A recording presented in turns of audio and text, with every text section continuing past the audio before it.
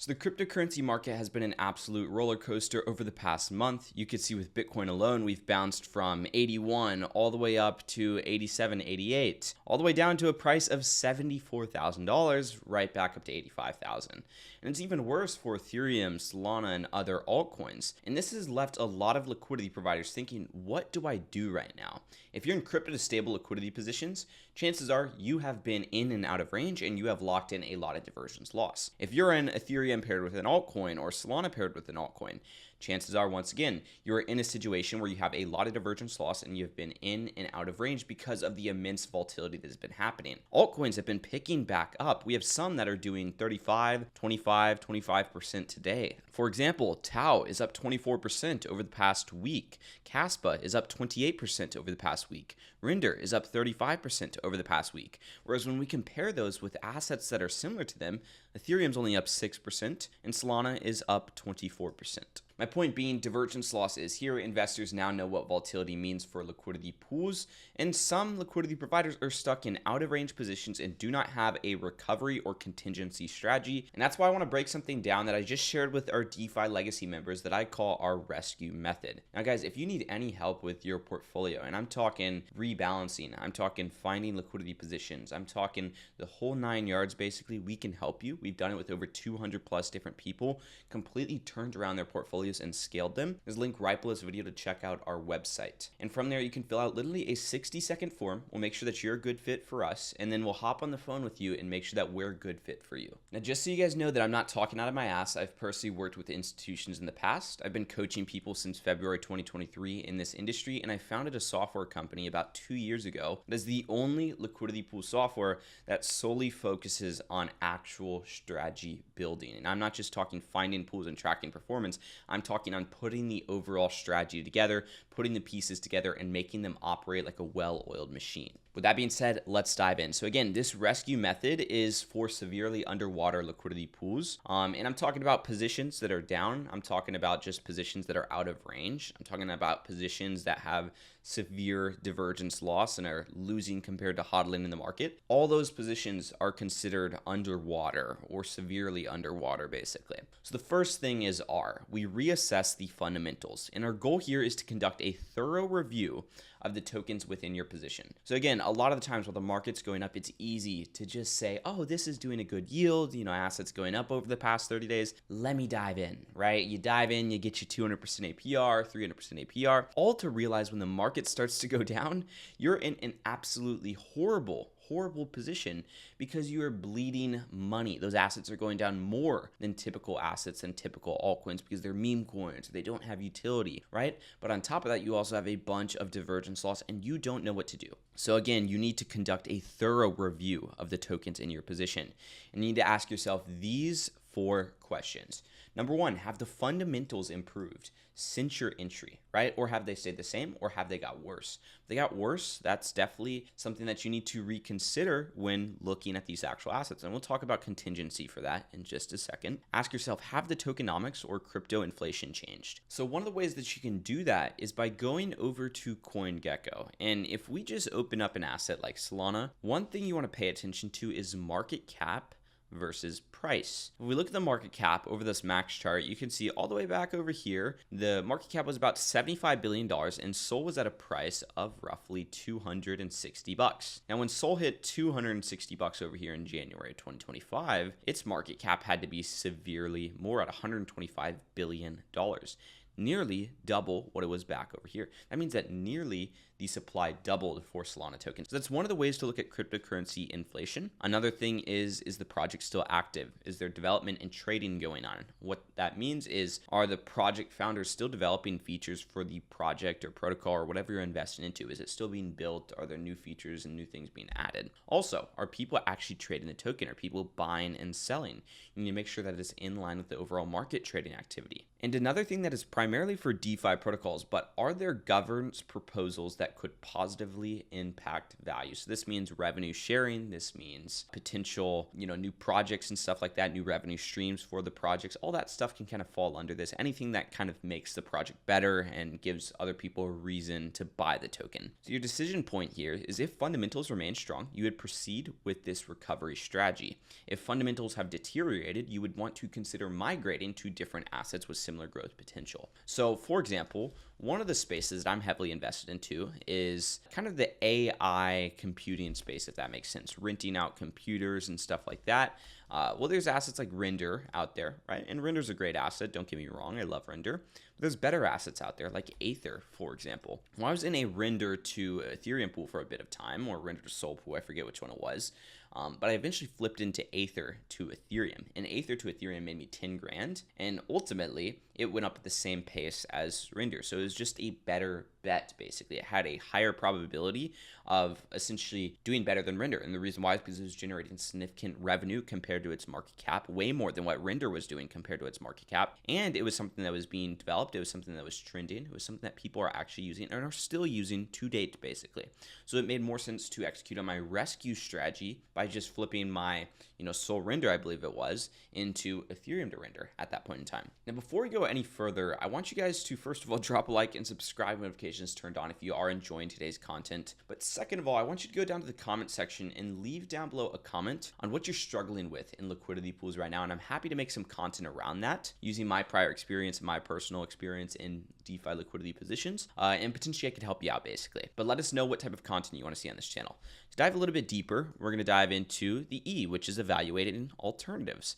So you want to research broader range positions for the same token pair or similar token pairs, which we'll dive to in just a second. So what that means is if we're in something like Ethereum to Aether or Ethereum desync or Ethereum Render, Sol Render, stuff like that, right? And we're going in with a tight range, we're doing a 200-300% APR, but ultimately we're getting a lot of divergence loss. You want to see what could happen if we went in with a broader range, right? What if we got 50% APR, but very, very little divergence loss as opposed to 200-300% APR and very, very high divergence loss? That's the goal right here. So some key metrics, current APR rates across different ranges. We want to see kind of what that looks like, but also historical price movement patterns. Guys, the thing is, if you're in something like Sol Render and the price can jump within and without of your range in the time span of 2-3 days, your range is probably too tight. And then on top of that, look at impermanent loss potential compared to the APRs. And just kind of see what's going to get you the best potential return. Now, again, your decision point here is if APR potential makes a broad range position viable, prepare to restructure your position. And what that's essentially saying is if you can get a good APR with minimal impermanent loss on a broader range position, do that, especially right now when we have volatility. So many of y'all, and I'm being completely transparent why they say this, so many of y'all are greedy, okay? That's just, it is what it is at the end of the day. You will not take a 50-80% APR position, yet you will take a super high risk meme coin position or super tight range position with the crypto stable that instantly goes in and out of range doing a 200% APR. But truth be told, you'll be out of range maybe half the time, which means your 200% APR actually equates to 100% APR.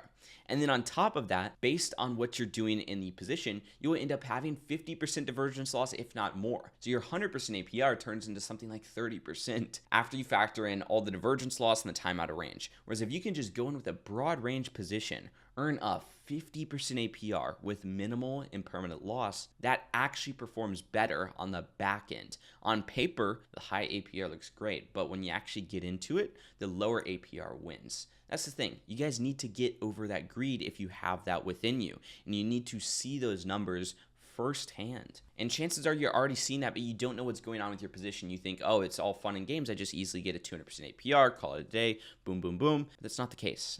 Now, S part of the rescue method is switch pair types, if applicable, right? So if you're in a crypto to stable pair and you are underwater, right? One of the things that we have at Builder Wealth in our legacy program is called a stable contingency shift. This is where you take your stable position, your crypto to stable position, you shift out of the stablecoin into another crypto asset, and you pair that crypto asset with the original one, basically. So that way you now have full market exposure instead of partial market exposure. You're using wider ranges. You're looking for stuff that's correlated. That way, if the market goes up and down, it doesn't matter. You're still in range because the actual crypto are correlated and the price is just kind of going sideways because they are correlated. And again, choose assets that are correlated that move together. So the benefit of doing this is it maximizes your upside potential during market recovery. A lot of the times, this is going to help you get to break even or to profit faster. We've seen situations where, let's just say the price of ETH is $2,000. Somebody enters into a position while ETH is at $2,000. And then all of a sudden, ETH goes down to, let's just say, $1,500, right? And they initially entered into a crypto to stable position. And now that crypto to stable position is out of range or nearly out of range. And the price of ETH is at $1,500. Well, what they could end up doing is shifting into a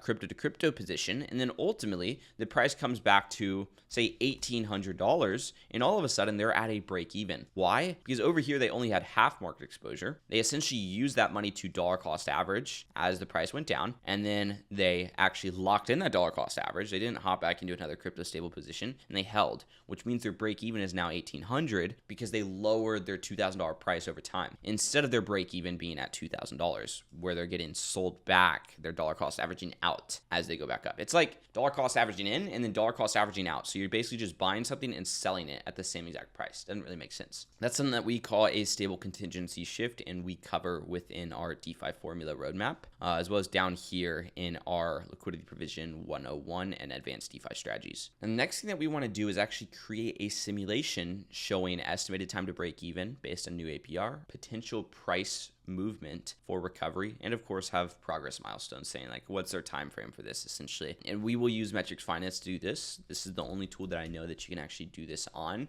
in a more in-depth setting. Some other tools they have like basic, but with Metrics Finance, let's take a look at what would happen. Now I'm going to use an actual example here. Now being completely transparent with you guys, I have this Ethereum to Tau position right here, which has made some money from prices going up about 25 bucks. It's made some money in earnings, but I'm losing compared to hodling in the market. I have a decent amount of divergence loss in here. So what's my recovery strategy here? Well, that's what I want to map out. If I go to simulate the liquidity position right over here, put in the deposit amount that I currently have in the pool, put in the min price, the max price, right? And ideally, this is after you've already made your decisions on if you're going to switch your pair, if you're going to go in with a broader range, right? If you're going to end up going in with completely different tokens, essentially. You want to map this out now and be like, okay, well, what happens if Tau goes to a price point of 250, or let's just say 280, which is up 17%. And then Ethereum goes up to like 1750. It only goes up 7%. Okay, well, we're going to have an additional $171 of opportunity cost, in which we really just need 4 days of fees to cover. So it's like we're diving into this saying, hey, like we want to make sure that these 4 days of fees are going to cover these jumps. And I know that these assets can jump in 4 days, but if you're looking at jumps in 4 days and it takes 10, 15, 20 days to cover that impermanent loss, that divergence loss, you should end up finding a different strategy, because movements that can happen in 2, 3, 4 days are taking 10, 15, 20 days to be covered, basically. It doesn't really make sense. So again, that's where we simulate our recovery timeline or calculate our recovery timeline, where we want to dive into understanding risk parameters and set clear exit conditions. So like when we get back to X price, we are going to take X profit. So one of the examples would be like when Ethereum is at $2,000 and Tau is over here at a price point of $300 and say $25 or something like that, right? Well, we've been in this pool for, let's just say 30 days. It's going to take 30 days to get there. Okay, our 21 grand is going to 28.9K roughly. Maybe that's our exit target or our take profit target. Additionally, we need to set a method in case things get worse, right? What are we going to stop out our losses at, convert to market neutral positions? What are we going to shift into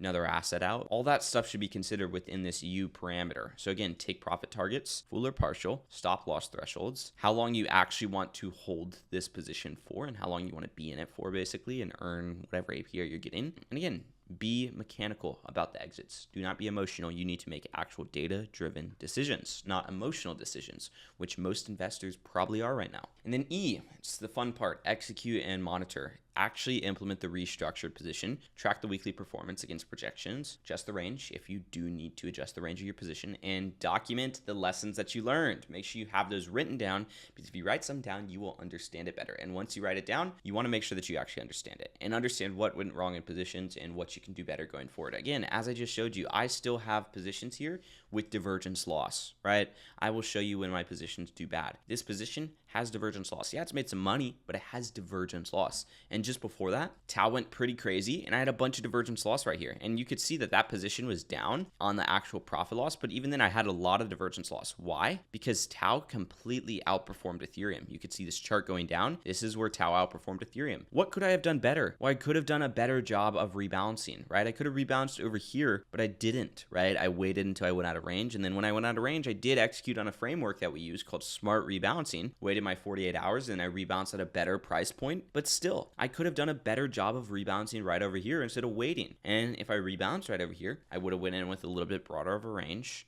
I would have made sure that I wouldn't have had much divergence loss going forward. So again, while this did a 200% APR, it doesn't matter because I lost compared to divergence loss. I ended up in a worse situation than if I were to just hold Ethereum and Tau. So that right there, guys, is what we call the rescue method. And we have some internal content as well as our group calls covering this within the next couple days. But if you guys are looking for any support with your DeFi portfolio, again, we can help you because we've helped over 215 plus people in the past 2 years that we've been in the business. We strongly believe in shooting you straight and not being a yes man, and we fully believe in transparency. That's why I'm willing to show my positions on this channel. So if you guys enjoy that as well, drop a like, subscribe, notifications turned on, and I'll see you guys in the next one. Peace out.